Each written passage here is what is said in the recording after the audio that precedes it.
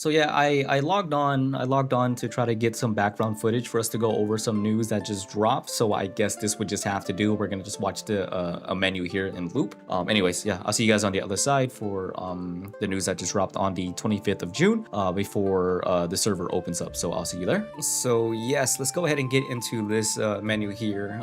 So this is the chaos season. It's the season announcement, right? The official overview. These are the things that we kind of went over in the previous video about what to expect. So the new content, just a quick overview. We're gonna get a new map. We're gonna get the new units, the chanters, the cavalry, and the white plume guards. I normally say white plums. I'll still keep saying white plums because it's pretty funny. And you're gonna get the new runes, which we're gonna go over. It's in the notes that they're gonna give us, right? The battle pass is online now. You could get your battle pass if you want to purchase it. And remember, you do get your yellow turban enchanters, but you still have to do the season quests for them. Yeah. There is a new house artillery stash. I haven't seen that, so we'll see that on the other side when the servers comes back on. We have a divine reforged trial stage. I want to see what that is. I don't know if that's same thing with the special like forge stones, you know, like those star stones. I don't know if that's the same thing or not, but we're gonna go ahead and check that out later. We also have equipment honing system. I don't know if that's like the Korean MMO honing or is it something different. Is it the artificers? I don't know. We'll check it out later. There's also a discount for the season hero unit attires, so if you're interested in that, go ahead and check that out. Support the game, etc. Let's see. So these are the balance adjustments that we went through on the first video, and it looks like the Echo's bonuses are going to be extended this season. I guess that is a like makeup for the hey, there isn't 2.0, but we're gonna hook you guys up so the bonuses that you guys have you'll still keep, right? So that's cool. They did a little hot fix on the Royal Longbowmen, which is Bring the Storm. Any Royal Longbow players, if you guys know what that is, go ahead and leave it in the comment sections, help out the community or the viewers. And during this season of the Chaos season, we're going to have unit kits back, right? So as in, you know, in Echo season, every time we did T-Wars or we were outside in the world, so your units perished or died, or you didn't have to repair it, it was free. But for this season, the Chaos season, they're going to bring it back where you have to pay bronze for it. So just be aware when you're bringing out your best units, it's going to be expensive again. So be sure to have a lot of bronze. And when the server comes up, I'll go ahead and tell you guys how to get bronze. It's really easy to do. But anyways, so that's the news that came out. Now it sounds like a short, but we actually have more news. So we're going to go ahead and go through it on the other side. So Chaos of Realm Divided season announcement, which came out on the 25th of June. So they're saying greetings warlords. We went over this, the maintenance that's coming out, the rewards that we're getting after maintenance, the units, the yellow turban chanters. So cool backstory. It looks like the unit features, which we went through. Quick summary overview. They remove CC and they heal. Yeah, we already went through that in the previous video. There's the skill design. So let's go ahead and move on to the next one, which is the T5 5-star Tiger and Leopard Cavalry. So that's a pretty cool story. It looks like the Tiger Leopard Cavalry are part of the Wei army. That's pretty cool. So Cao Cao's army. So we already went through their features. They shatter formations. You know, they go in, they charge, they do a lot of damage, they break formations and stuff like that. Just make sure you don't charge them into stallies or pikes, and they'll probably just get annihilated, right? Anyways, so we went through their moves on the other video. So we're gonna continue, which is the white plum guards. All right, that's pretty cool. That's their backstory. Pretty cool. I like that. So yeah, we know what they do. They just hold choke points and they're really strong as tanks. They don't do a lot of damage. They do to like lower tier, but when it comes to the high tier, I don't think they win the trades, right? But they hold areas. I mean, you could pair them to body block a lot of like pikemans or a lot of like different units, and they would make great combos with them, right? So pretty cool. We've seen their skill design and everything. We went through that through the previous video, and now we're just going to continue. This is what we have here for the battle pass during the chaos season.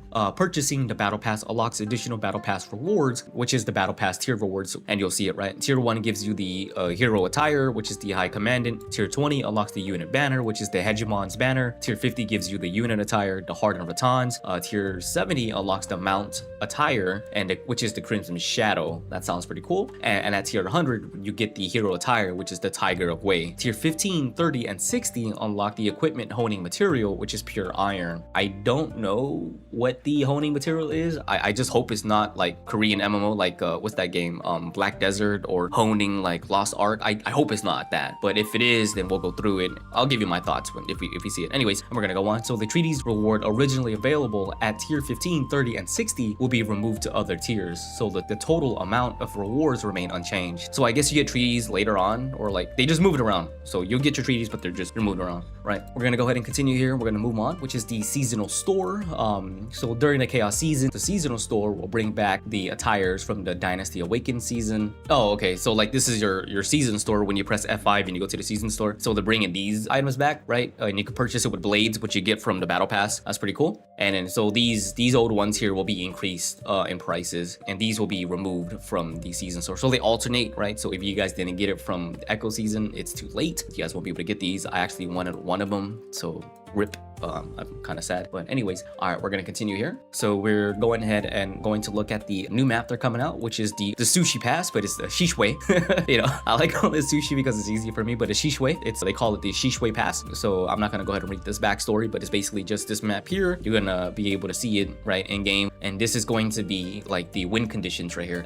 So they're saying the map structure is gonna be like this. The battlefield features 2 banner points, point A and a base. So it's gonna be between these two, and we're gonna be on sides of either Guan Yu or Huazhang. Point A involves multi-route attacks and defense around the camp. The camp has wide vulnerable front, testing the local coordination of both attacking and defending sides. So the special mechanics here is going to be Guan Yu. You're going to help out Guan Yu. You're going to be around him, protect him while attacking attackers in camp. And the other side, who's the enemy of Guan Yu, will have to try to beat Guan Yu, right? So Huazhang most likely. And this is the wall area, so you're going to see a little bit. It looks like it's going to be outside forces going inside, and you're trying to infiltrate the campsite, right? So they're saying the massive moat lies in front of the wall, which we see here, right? So there's a moat here. We'll have siege towers, it says. Just like regular siege maps, you're gonna have artillery to shoot the outside. Oh, this is gonna be like the special conditions. What's going to happen when you're playing this map? On the defending side, which is Huazhang, if Guan Yu survives before point A is captured, Huazhang will lower the drawbridge and ride out to fight Guan Yu. So he will sally forth. If Guan Yu survives when point A is captured, he's gonna ride out. Then it says attackers can assault the base through the drawbridge, so the drawbridge will lower, gaining advantage attack routes. Defender must balance defending the base and protect Huazhang. If Guan Yu dies before point A is captured, the drawbridge guards will defend the wall after point A is lost. Attackers must slay them down to lower the drawbridge. In this scenario, Huazhang will assist the defenders in guarding the base, strengthening the defending side's defensive line. So just to recap, if the attackers can ensure Guan Yu's survival before point A is lost, it will be easier to open an attack route to the base. If Guan Yu is defeated early, the defenders will gain a stronger defensive advantage. Okay, so it looks like victory condition still remains the same. You still have to take over the points. That's why there's points. So I guess if they die or they survive, it would make the fights easier for your side if they survive. If they die, it's going to make it harder for your side. Now it's saying for the attacking side, the frontal assault on the walls is extremely perilous. Attackers can choose to assemble their main forces to enter the city from the side of the wall, while a portion of the troops move down from the wall to flank the base. The defending side relies on the supply point inside the city to reinforce the base and the wall. Successfully defeating Guan Yu in the early stages of the match grants a defensive advantage during this phase. So yeah, so win conditions, it makes it easier for you or makes it harder for you if they survive or die. That's just all it is. So we're gonna continue here. Now the next one is going to be a world update. Just be aware, if you bring out your units now, it's not like Echoes. You have to repair your shit, okay? So just be careful about that. Moving on to the next one. So this is just what the maps. So maps are open. It's basically the regions that are open. So that's all they're saying here. So if you're interested for T-War purposes, these are what we're fighting for T-War, right? So pretty quick and easy. Now let's go ahead and continue. All right, so this is what's gonna happen here. So phase 1, opening moves. So after the maintenance, we're gonna be able to use 4-star only. Yeah, they're just telling us more regions that are open that we could go into. So you could go ahead and look for yours right over here. You can see it, yeah. I'll leave it on the screen for a minute. Okay, let's move on. And phase 3, which is going to happen around July 20th, right? So from July 20th, starting in the afternoon, all the way to August 10th, that's when 5 stars will be active, right? So our set of tributes are active, the forging extra stuff is active, and then the auxiliary stuff they give you, right? So on the 20th is when everything kind of opens for us, and then on August 10th, that's when Usurp the Throne happens, which is basically the final portion of T-Wars, where you're able to go and get the main city. So for houses that are interested in the whole T-Wars and getting the capitals, that's when we're able to do it. So EU, NA servers will be able to fight for it right there. And then phase 5, which is most likely the last phase, August 24th to September 7th, just basically everything's open. We can fight for everything's open. The whole season is basically done from August 24th to September 7th. Now we are moving on to the seasonal challenges, right? This one is the Yellow Turban Chanters. It's going to be 8 quests in total. You just need 6 to complete each quest. Keep in mind, if you do get the battle pass, you automatically get the Yellow Turban Chanters, but you still have to go through the slog, right? You still have to go through all this and get these quests done to move on to the next tier. So for the Leopard Cavalry, you need 10 out of the 12 quests to complete it. On July 6th is when we get our first Tiger Cavalry, or like the quest is to do the Tiger Cavalry. That's when you can finally do it. And then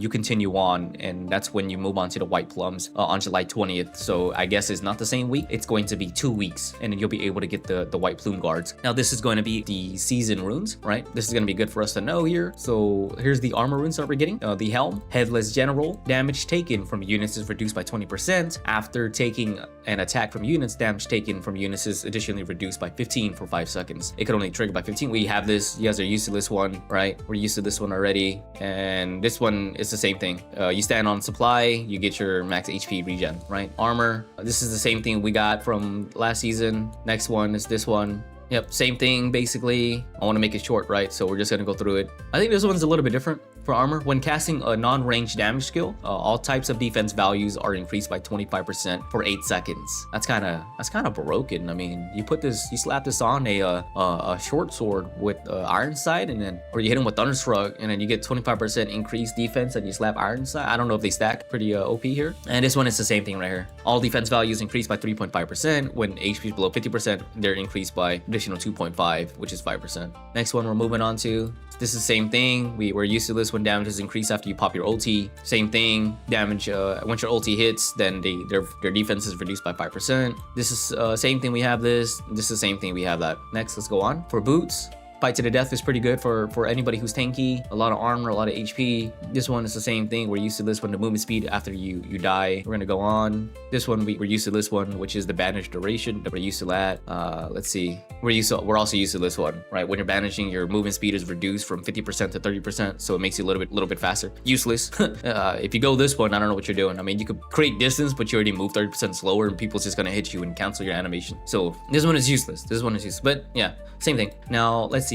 I think these are the ones that's more important here, which is the weapon runes, yeah? Because the armors are normally staple. They carry on from season to season normally. This one here is going to be the weapon runes. So we get the Poleaxe, preemptive intercept. Upon entering combat, gradually increases maximum health over 300 seconds up to a maximum of 3,000 points, reset upon death. This one is useless. If you're playing a Poleaxe and you need 5 minutes to rack up a maximum of 3,000 HP points, that's like one hit. You're gonna spend 5 minutes to rack up 3,000 HP points? It gives you max HP of 3,000, but it's useless. What?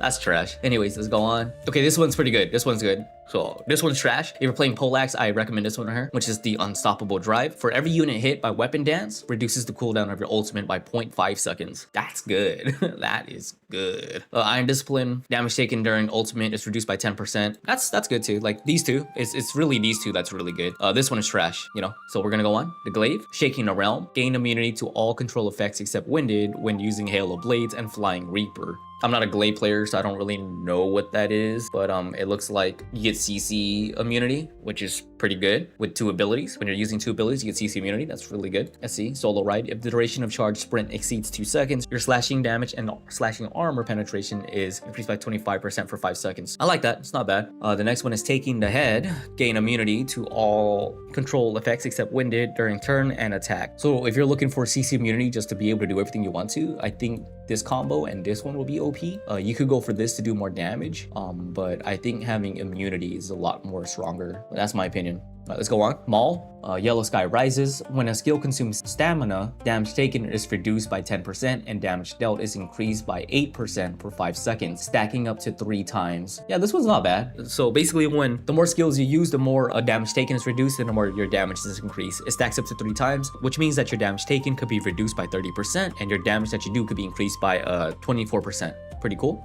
Swarming the Earth is the next one. When you're using Maelstrom, the 3rd hit grants 10% to all defense values. The 4th hit grants immunity to control effects except winded and increase all defense values to 18%. Alright, so that's pretty cool. I think Maelstrom is the spinning move or is the ulti. I don't know. But yeah, you get some stats increase. You can be tanky with this one. And then here's another one. All your skills is reduced by 30%, so allows you to spam more. Pretty straightforward rune there. And then let's go on here. Long swords. So if you're longsword players, this is for you. Restore 0.5% maximum HP per second for 10 seconds after using your ulti. So in total, you get 5% of your max HP back when you pop your ulti. Next one, Might of the North. I don't know how I feel about this one, to be honest. It's kind of low. If you have the DR and you have the HP buff already, and when you pop your ulti, you heal more. You stack both of them. I think it's I don't know. We'll see. Might of the North, the block breaking value of shield bashes increased by 600 points. So this is just to break block. If there's enemies that have too much block, and if you want to dive, you can. And then Abundant Provisions, when health is above 70%, all damage is is increased by 100 points, which is trash. I mean, if you're playing a longsword and you're trying to do DPS, there's other classes that does your job better, right? And it's better if you play support as a longsword just to heal units. So this one's trash.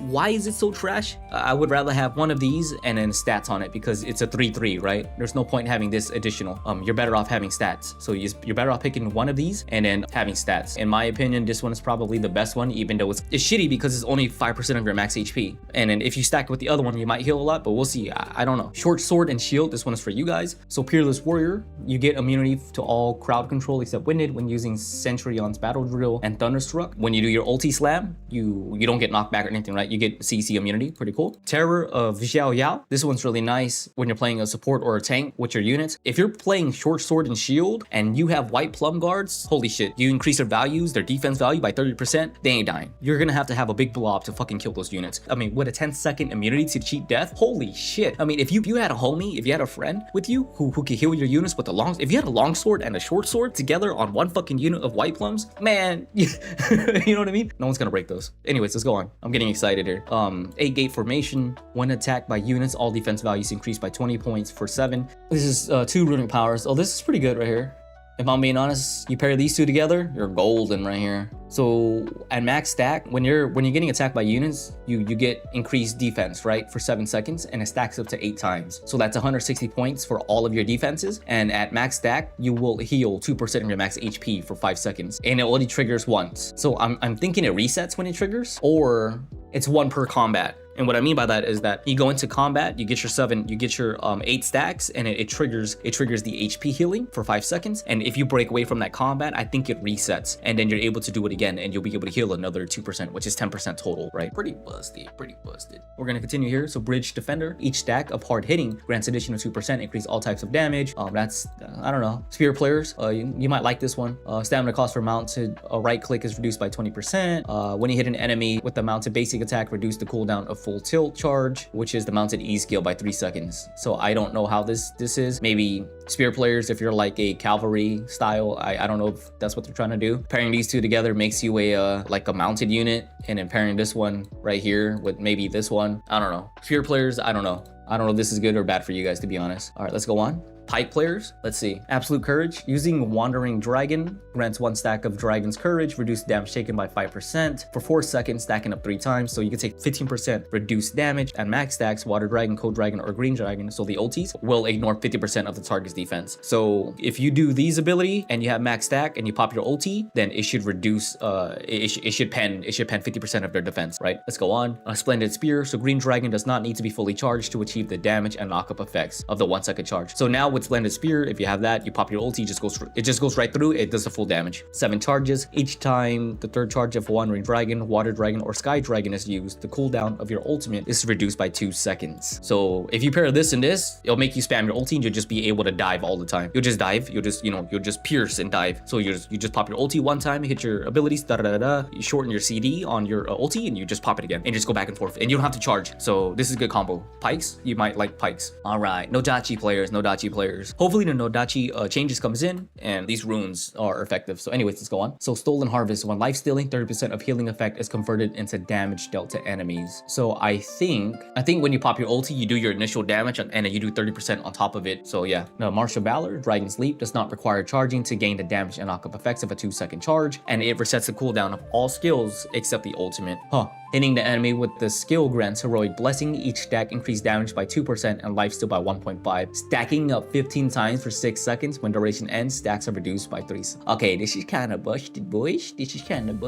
I would rather go this one right here because you're getting a damage increase and your lifesteal increased by 15 times, dude. It'll be 15%, probably like 17.5, almost 20% of lifesteal when you're at full stack. That's kind of fucking busted. I like it. I mean, Nodachi needs a lot of love, but I'm thinking when Nodachi gets fixed with this rune, they're gonna be fucking crazy. Okay, and Zhao Yun's Wrath, gain 4,000 point shield while in bloodbath state. So okay, I might have to play Nodachi, guys. I kind of like the points here. So if you pop the bloodbath state, you get a 4,000 point shield while you're racking up your stacks. So you'll be healing and then allowing yourself to get a shield on top of that. So you could mitigate damage by bloodbath, right? It's pretty good. All right, musket players, let's go on here. Let's see.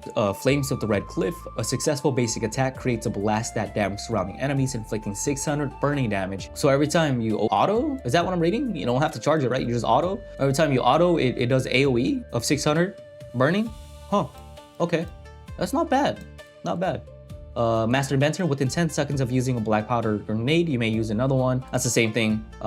Everybody, musket players are used to this one. It's the same thing. Same shit, right? Thunderbolt catapults. Bullets fired from basic attacks are replaced with scatter shot. I wonder if you could stack this with this. So if you auto, it creates a blast damage, a fire damage, and I hope the fire damage is a dot, and then the scatter makes the AoE wider. So musket players, you could try that out, see if that works. All right, next one is Bow, Master Archer rune. Your fully charged and overcharged basic attacks will pierce through 2 additional unit enemies upon hit, dealing 60% damage. It's kind of trash. Everybody brings shield units and you're gonna break through block, but you could hit, I don't know, you could hit pikes. So like Bow players, you're good against pike units without shields. You could probably hit them and poke them out. Unrelenting advance. For every unit hit by lightning bolt, its cooldown is reduced by 3 seconds. I don't know what lightning bolt is. I hope it's like some AoE. I don't know. You guys would know that. Halberd shot against ranged units. So anybody who is a bow player, your job is to hit the back line and hit the range. So these are your runes. We're gonna continue. Short bow, Fleet Steed. For 4 seconds after dodge roll, your basic attacks will fire 3 arrows simultaneously. They deal 6% damage and apply a 10% movement speed reduction to the enemy for 5 seconds. It costs 3 runes. Righteous Archery, Wrath of Artemis, and Angry Hornets will mark enemies. The mark can be detonated by basic attack. Well, what does the mark do? We know it can be detonated by basic attack, but what does it do? I mean, maybe short bow players, you might know what it does. I don't know what it does. I don't play bow because they're so trash.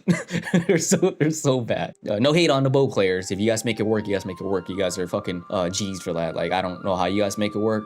Good luck. Anyways, Kong Ming's crossbow. Each stack of enhanced attacks grants additional 4.5 pierce damage and 4.5 movement speed. The maximum stack limit is reduced to 5 and the duration is increased by 2 seconds. Costs 2 powers.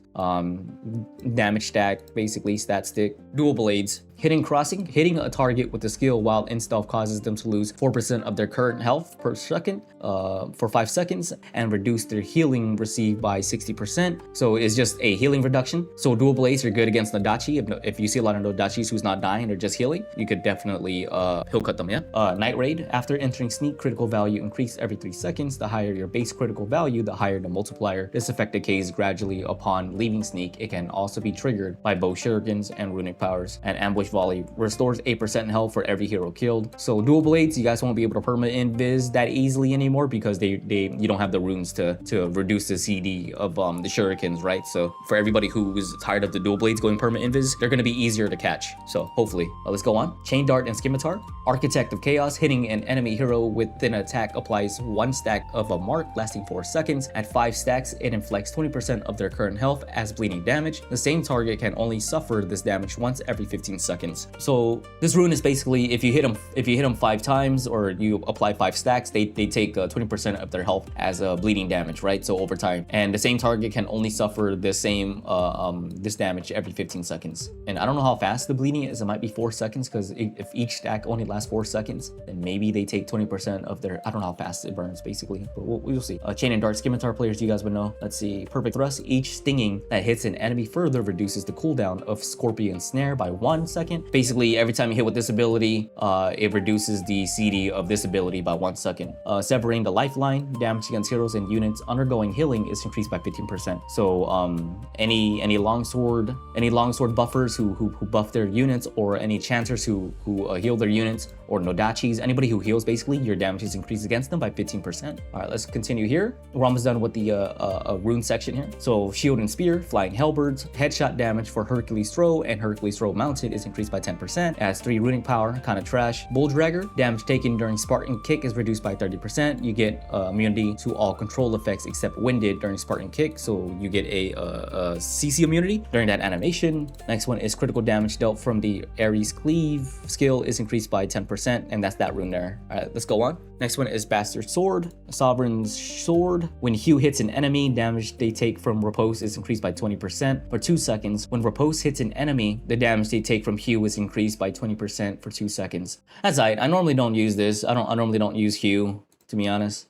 So I don't think I'm gonna go this right here. But yeah, this is what we're getting for that. Unbending Will. When defense time exceeds 1 second, the next heavy attack will knock down the enemy. Oh, this is that broken build where if you hold block and you hit and you just keep knocking down, it's a CC. Kind of trash. I don't like that. And then we get Righteous Force. Can knock enemy units during the advance. I don't know if I might play Bastard Sword this round, to be honest. I might go back to Short Sword and I might go Long Sword. I don't know. We'll see. But yeah, that is the runes. All right, we're gonna continue here, which is the season fame rewards, and this is what we're getting. Let me go ahead and drink a cup of water. That was a big chunk of that was a big chunk of info we just went through. My voice is kind of dry, right? Anyways, all right, so the next one is going to be the season fame store, or like the season fame stuff that we're going to get. It's going to be reset. And from Echo season, everything that you did for the fame store will be reset as always every time we move into the next season. Yeah, so what we're gonna get is as follows. So from 0 all the way through to 25,000 from max, these are the things that we're getting here, and this is the price, right? So it increases in increments. If you want to get those rewards, you have to like have the money to buy it, right? So anyways, these are the fame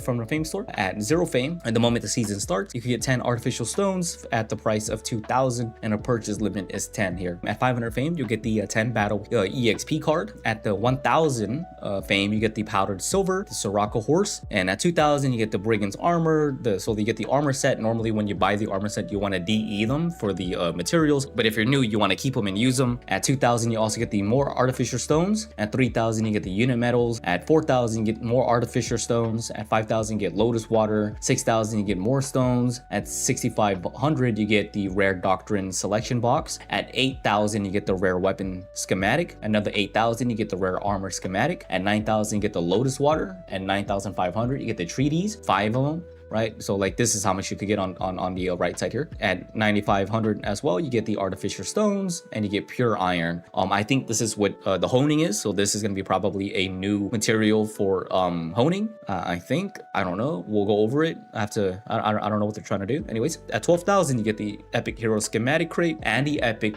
doctrine selection box. At 15,000 you get pure wisdom. At 17,000 you get legendary artillery selection box. At 19,000 you get treaties. At 21,000 you get epic hero schematic crate. At 23,000 you get the Tiger of Way. At 25,000 you get the Order of Chaos title, the season 27, which is the final one, right? Anyways, let's go on here. So this is a big chunk of text. I don't really want to read this, but I'll summarize it. Let me go ahead and read this first and I'll summarize it for you guys. Yeah, basically in summary, just to make long story short, they're giving houses a artillery stash that everybody in the house can go ahead and put their artillery in, and members of the house can pull it out for T-Wars. That's just what it is. Really straightforward. And let's go on. This is the Divine Reforged trial level. I think this is the cosmetic for your weapons. I don't know yet, but we'll see. We'll see. I think that's what it is. But when we go in, we'll see it. And here's the new honing system that we're going to get. We're going to go ahead and try to break down the honing system. Following this update, the new equipment honing system will be added. Equipment meeting the honing conditions can have the attributes and the effects of their existing bonus stats further enhanced through honing. The honing system can be accessed by speaking to the armor NPC. The honing system will not change the equipment quality, add new attributes, or reset existing ones. That's simple.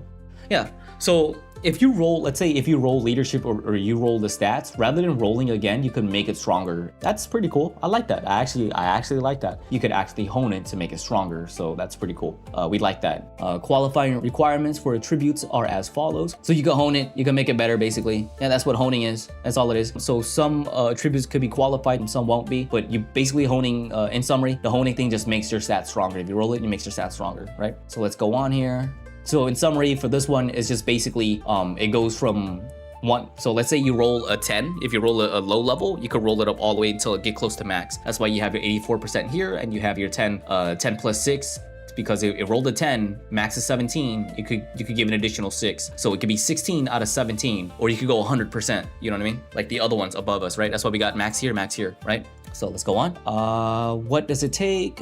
So this is the honing cost of materials. So it takes pure iron to hone. So you need pure iron. And we're gonna go on here. So random upgraded attributes. So this is the extra stats for it here. When honing, the number of attributes receive a progress upgrade is first decided randomly based on a number of current available qualifying attributes, etc, right? All this information here. So you go on, you get 1 guaranteed attribute upgrades, and it goes on for more and more and more. So yeah, you guys can read it. I'll leave it up here for you guys to read it. It's a big chunk of text. I would rather, if I'm being honest, I would rather not read this and do it in the game, and I'll show you guys there, because this is it's a lot of nerd shit. It's a lot of math shit. It's better with pictures. Yeah.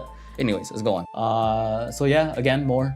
Is this RNG based? Is this like the Korean slop when you're honing? We'll go in and we'll find out. Reforging after you're honing, you can keep the original equipment. Okay, so this is basically saying if you decide to reforge the gear that you have for a different stat, everything you did from the honing will be cleared. That's what it's saying. So let's go on. So this one is going to be the balance adjustments, which is for the Queen's Knights. We went over this, actually. We actually went over this. We went over this through the first video. Yeah, we already made the video. You could check it out on the channel. But other than that, that is everything, guys. That is everything that we just went through, all the news, everything for the season, the Chaos season, what to expect. Hopefully you guys watch this video and enjoy it, and let me know what your thoughts, comments, or concerns in the comment section, or what you guys want to see. I appreciate your guys' time, and thanks for watching. And before I go, mouth is wet. Goodbye.